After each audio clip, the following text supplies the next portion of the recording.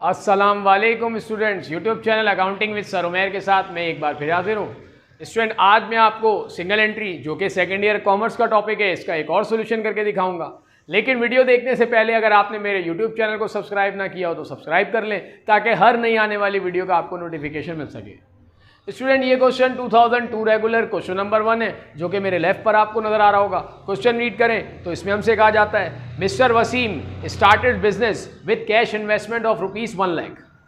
On January 1st, 2001, he keep his accounting record on single entry basis. On December 31, the following information was obtained from his accounting record. यहाँ पर हमें beginning capital given है 1 lakh rupees, cash at bank 25,000, account receivable 55,000, merchandise inventory 40,000, office equipment 60,000, furniture 30,000, unexpired insurance 2,500 और accounts payable है 39,000। ये ending की information हमें given है, एंडिंग के एसेट्स और लाइबिलिटीज गिवन है।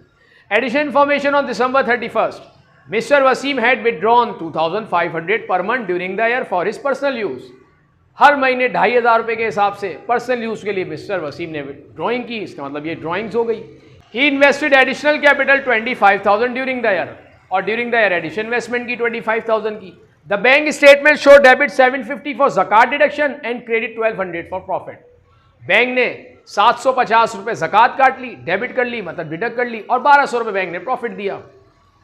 इंश्योरेंस 1,500 हैड एक्सपायर्ड, और 1,500 रुपये का इंश्योरेंस एक्सपायर्ड हो गया। डेप्रिसिएशन फर्नीचर का 20% और ऑफिस इक्विपमेंट का 10%। रिक्वायरमेंट में हमसे कहा जाता है, prepaid statement showing the calculation of capital on December 31st, 2001। Capital निकालना है ending. Then prepare statement of profit and loss for the year ended December 31st, 2001। फिर प्रॉफिट एंड लॉस स्टेटमेंट बनाना है। और थर्ड रिक्वायरमेंट में हमसे कहा जाता है, prepare statement of affairs as on December 31st, 2001 in classified account form. तो स्टूडेंट, यहाँ जो फर्स्ट रिक्वायरमेंट है जिसमें हमसे कैपिटल मांगा जा रहा है, वो एंडिंग कैपिटल किस तरह निकालते हैं, मैंने आपको पहले भी बताया था कि हम जो एसेट्स हैं उसमें से लाइबिलिटीज़ को माइनस कर देंगे। तो ये मैंने वर्किंग यहाँ शो नहीं की। अगर आपको कोई प्रॉब्लम हो तो मेरी पहली वीडियो सिंगल एंट्री की वो आप देख सकते हैं, जिसमें मैंने डिटेल में समझाया है कि हम कैपिटल कैसे निकालते हैं, तमाम एसेट्स में से लाइबिलिटीज़ को माइनस करके। तो अगर यहाँ हम कैपिटल निकालें तो ये तमाम एसेट्स जो एंडिंग हमें गिवन है, इनको हम ऐड करेंगे, और इसमें जो 39,000 अकाउंट्स पेबल है जो कि लाइबिलिटी है वो डिडक्ट कर देंगे, तो हमारा कैपिटल निकल आएगा। वो कैपिटल 173,500 आएगा, जो वर्किंग मैंने यहाँ शो नहीं की। अच्छा, अब हम इसका बना रहे हैं प्रॉफिट एंड लॉस स्टेटमेंट। तो कैपिटल एंडिंग जैसे मैंने आपको बताया 173,500 आएगा। 2,500 पर मंथ हमने निकाले 12 महीने तक, इसका मतलब टोटल ड्राइंग हो गई हमारी 30,000 की। कैपिटल बिगनिंग जो कि हमें गिवन है 1 लाख, एडिशनल इन्वेस्टमेंट जो कि 25,000 की ड्यूरिंग द ईयर, ये दोनों हो गए 125,000। 2,03,500 में से हमने 125,000 माइनस कर दिया, तो अनएडजस्टेड प्रॉफिट आ गया हमारे पास 78,500। देन बैंक ने ज़कात डिडक्ट की हमारे अकाउंट से 750, इंश्योरेंस एक्सपेंस हो गया 1,500 का, डेप्रिसिएशन फर्नीचर का, और फर्नीचर की यहाँ जो हमें वैल्यू गिवन है वो है 30,000, और उसका 20% डेप्रिसिएशन आएगा 6,000, तो वो डेप्रिसिएशन हमने ले लिया। इक्विपमेंट है 60,000 का, वो 10% डेप्रीशिएट हो रहा है जो कि 6,000 होगा, उसका डेप्रीसिएशन हमने लिया। ये टोटल ऑपरेटिंग एक्सपेंसेस हो गए चारों मिलाकर 14,250। 78,500 में से हमने 14,250 माइनस कर दिया, और हमारे पास नेट प्रॉफिट आ गया 64,250। देन बैंक ने हमें 1,200 रुपये प्रॉफिट दिया था, 1,200 रुपये प्रॉफिट हमने इसमें ऐड कर लिया, तो नेट इनकम हमारे पास आ गई 65,450। तो ये हमारा बन गया profit and loss statement. Next requirement में हमसे कहा जा रहा है कि हम इसकी स्टेटमेंट ऑफ अफेयर्स बनाएं, यानी बैलेंस शीट बनाएं। तो mister Wasim statement of affairs as on December 31st, 2001। तो स्टूडेंट, यहाँ पर बैंक जो हमें गिवन है वो 25,000 है, लेकिन बैंक ने 750 रुपये ज़कात काटी, जिसकी वजह से हमारा बैंक अकाउंट डिक्रीज हो जाएगा 750 से।